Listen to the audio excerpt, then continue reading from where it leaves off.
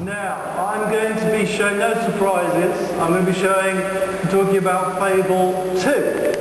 And I'm going to be talking about basically 2 new features. Now, I think they're called new features, and I'm going to be doing a live demo, and that's very scary, by the way. Doing live demos terrifies me. Those Ninja Gaiden people did a good job. Let's talk about the first one.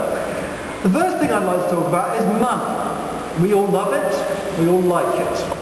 And in Fable 2, money is very important. You don't get money for doing quests, you get money for doing jobs, and you get money for gambling. And this is something called a pub game. We have them in Fable 1, you can walk into a pub and you play a game, and you can either win or lose your money. And we're going to do that now. This is a game called Keystone, and it's a little bit like a cross between roulette and craps. And I'm going to bet on the number 17. That is my favourite lucky number. I did this when I was a student and lost all my year's grant on the roll of one roulette wheel, and then had to eat potatoes for a year. There you go. So I'm just betting away, and now I'm going to roll the dice and hopefully we'll be lucky. Wow, now that's a coincidence. Lucky 17. And I've won. And great, I've got 1,000 gold which I can go and spend in the Fable world. Now, is that cool? It's quite nice, it's a lovely game. But here's the surprising thing. What you're seeing there is actually an Xbox Live Arcade game outside of Fable, and what I am able to do is take the money I win from that Xbox Live Arcade game and move it into the Fable world. So here we see, if we just bring up Fable, I'm going to do that now, I'm going to take that. This is a dream of mine. Imagine games communicating together. Imagine 2 games talking. That's exactly what's happened here. I've won on Xbox Live Arcade game and I transferred it over.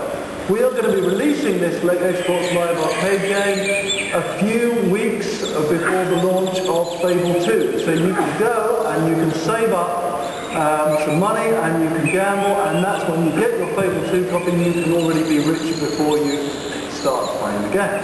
That's pretty cool. So here I am in the world, and here's my gold that comes in. That's cool. I now can go and buy stuff. Maybe I can buy stuff from this trader guy. I could buy swords and clothes and whatever, but really what I need to do is I want to show you something else. Now before I do, let me just point out that I am a woman. That isn't a confession. It just so happens that I chose to start a Fable 2 to play a woman, which is nice. I've found lots of discoveries because you can chat people up, and I've been, it's a real journey for me now. Not only is it a journey because I've been a woman, but in Fable, of course, you can get married and you can have babies. So I have been pregnant. There is no Labour minigame, but I was tempted to put one in. Anyway, that's so transferring that money from an outside game, from Xbox Live Arcade game to Fable is great. That's fantastic. That's one feature. Now the next feature I'm going to show off, I need some help. And so I'd like to bring on stage a colleague of mine, Josh Atkins, who's helping with the combat on Fable 2. This is Josh. Big round of applause for Josh.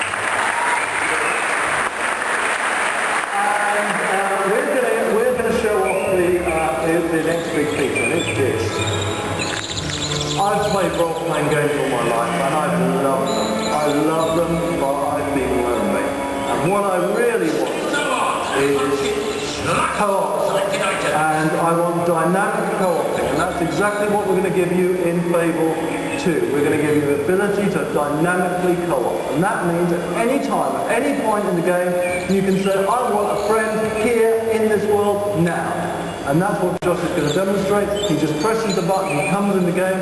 The hero that he comes in at, the henchman he comes in at, is based upon his hero in his world if he's playing Fable 2. I like this guy. And you look cool because you're a tough man and I'm a full thrown woman. Oh, I don't think so. So let's bring him in the world. That's the first cool feature, that dynamic nature. You don't have to do anything else. The second cool feature is if any experience or gold that Josh earns while he's co-oping in my game, he can bring back into his game. Now that is cool. That means I've played so many co-op games where, you know, you have an experience, you don't get anything for it. So you can sort of keep on earning experience whether you're co-oping in your world or someone else's world. Anyway, let's go down and have a look at this world.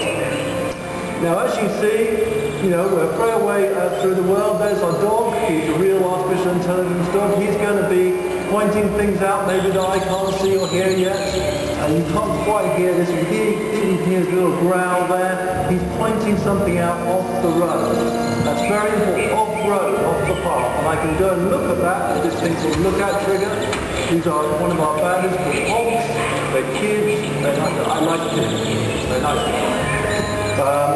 So that is cool, that really clear vision of what the world is going to be with those look-at triggers. Now let's go and have a look at combat in a little bit more detail. Combat is a big thing. We wanted to create a combat system that was cool enough that anybody could fight. Anybody, whether they've used a combat game before or not, but that was accessible enough and deep enough for any gamer. And I can promise you this, the gaming combat in this world is going to be amazing. What you're seeing here is me pressing one button for swords, another button for guns, switching dynamically between swords and guns. And what I am going to be showing soon is what it's like to switch between swords, guns, and magic. All of this works within something called a crescendo combat system, all working under simulation, all working under AI. I'm really, really pleased with the results. It really is a completely different experience from anything that you experienced before. Now, just got to kill off new... Oh, you got the last one. You got it. In practice, we need to be getting the last one. Anyway, enough of death and mayhem. Let's go and meet my family. Down here, I've got a little farmhouse which I bought with my money, and I moved my family into it. We've been married for 5 years, and we had a baby. So I was pregnant, as I said. We had a baby, and I haven't been back home for about 6 months now. So let's go and see what the setup is. You should see, there's my son. Come back. Don't Well, I'm going to go to the best I don't like it such a way to GDC. That's all working on the simulation. All of this is complete simulation here. Now let's meet my husband.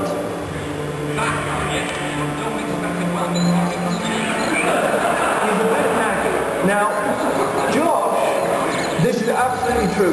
They were supposed to end this demo where you see my nagging husband. And Josh tried in the rehearsals yesterday, and he did this. This is completely So bad, man. My poor son is now an orphan. And that moment is real. It's not staged. This is a real simulated world. That husband's going to come back to life. It's going to pull at your heartstring, and that's what I want. That's the drama I want. All I would warn you. Be careful. But just be careful who you invite into your world. So that's Fable 2.